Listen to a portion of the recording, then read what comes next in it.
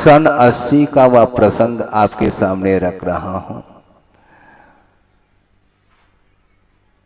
दीक्षित होकर के गुरुदेव के साथ ही मैं गया, अकेला नहीं गया, आचार्य महाराज के साथ बंडा होते हुए सागर पहुंच गए और सागर में वाचना प्रारंभ हुई। वाचना प्रारंभ होने के पूर्व में है, कुछ दिन पूर्व में है, जब आचार्य महाराज नैरानगिरी में विराजमान थे शीतकाल में, उस समय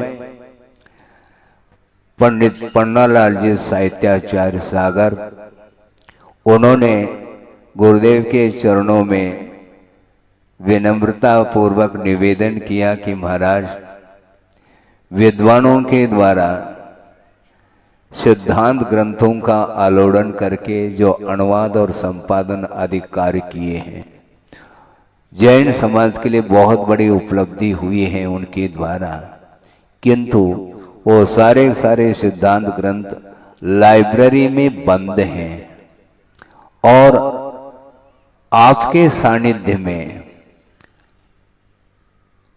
विद्वानों के माध्यम से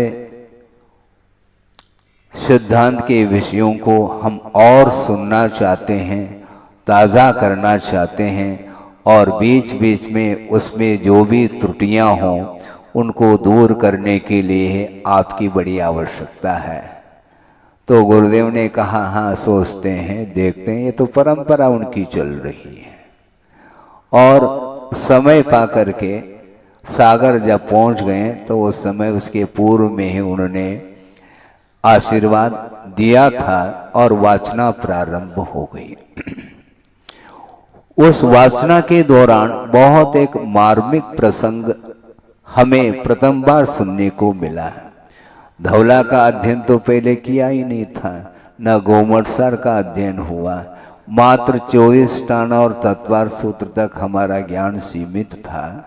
हालांकि उसमें अनंतार्थ गर्भित है, ये बात अलग है, क्योंकि सूत्र ग्रंथ जितने भी होते हैं एक एक सूत्र में अनंत अर्थ समाहित रहता है।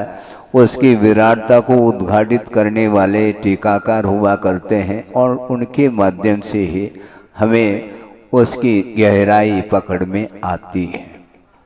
और वहां पर षटखंड आगम प्रथम पुस्तक की वाचना प्रारंभ हुई और प्रसंग ये आया था कि सम्यक दर्शन की उत्पत्ति के लिए बहिरंग कारण भी होते हैं और अंतरंग कारण भी हुआ करता है।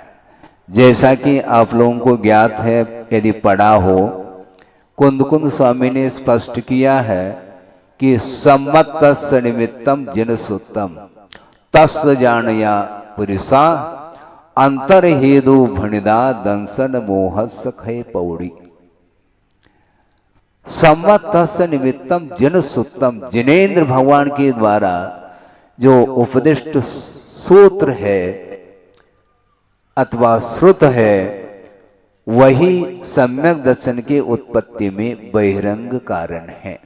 महाराज, इस गाथा में बहिरंग शब्द तो आया नहीं, आप कैसा कहना चाह रहे हैं? क्योंकि नीचे के चरण में ये स्पष्ट किया है कि अंतर हेतु भणिदा दंसन मोह सखय पौड़ी। अंतर हेतु अर्थात अंतरंग जो निमित्त है सम्यक दर्शन की उत्पत्ति में, वह दर्शन मोहनी आदि की प्रकृतियों के क्षय क्षोभम आदि ही एकमात्र निमित्त है, ऐसा कहा। इससे पारशेष न्याय से स्पष्ट हो जाता है कि जिनेन्द्र भगवान के श्रुत सूत्र जन्मिम्ब दर्शन धर्म श्रवण जाति स्मरण जन महिम दर्शन देवरुद्धि दर्शन, ये सारे सारे बहिरंग कारणों में ये सब कारण समाहित हो जाते हैं। इसलिए सम्यक दर्शन की उत्पत्ति में बहिरंग कारण तो बहुत सारे हो गए।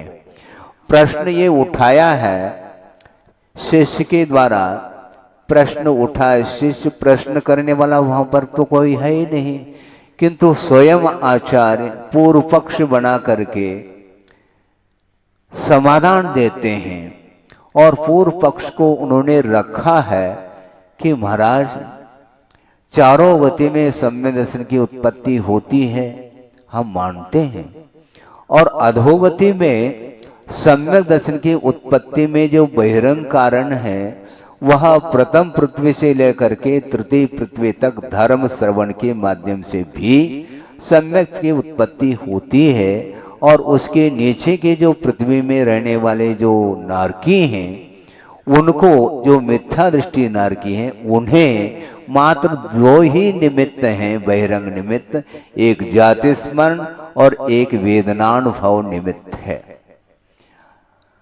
अब प्रथम पृथ्वी से तीसरी पृथ्वी तक सम्यक दर्शन की उत्पत्ति में बहिरंग कारण धर्म श्रवण कहा है, और धर्म श्रवण कराने के लिए देव पहुंच जाते हैं वहां पर, और देवों के माध्यम से ही संबोधन प्राप्त करके मिथ्या दृष्टि नारकी सम्यक को उपलब्ध करते हैं।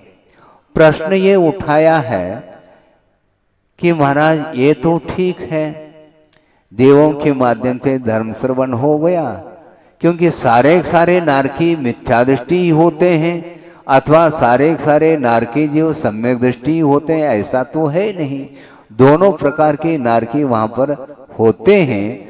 तो ऐसी स्थिति में देवों का आवागमन जहां तक होता है वहां तक तो धर्म श्रवण के माध्यम से उपलब्ध हो जाए सम्यक दर्शन, इसमें बाधा नहीं, किंतु उसके नीचे रहने वाले जो नारकी मिथ्या दृष्टि नारकी हैं, उनको सम्यक दर्शन प्राप्त कराने के लिए वहां पर जो स्थानीय सम्यक दृष्टि नारकी हैं, वो मिथ्या दृष्टि नारकियों को धर्म श्रवण करा करके सम्यक को क्यों प्राप्त नहीं कराते?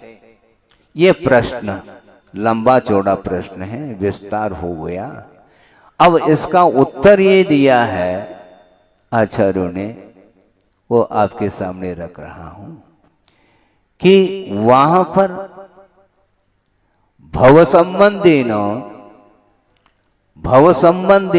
पूर्ववेर संबंधेन वा परपर अनुगेज अनुगाय भावानाम असंभवादो। वहां पर सम्यक दृष्टि नारकियों की प्रवृत्ति और मिथ्या दृष्टि नारकियों की प्रवृत्ति इक्वलिटी है, उसमें समान प्रवृत्ति है, चेष्टाएं समान रूप से होती हैं और लेशाएं अशुभ पाई जाती हैं, ये भी आपको ज्ञात है। नार का नित्या अशुभतर लेशा परिणाम देह वेदना विक्रिया।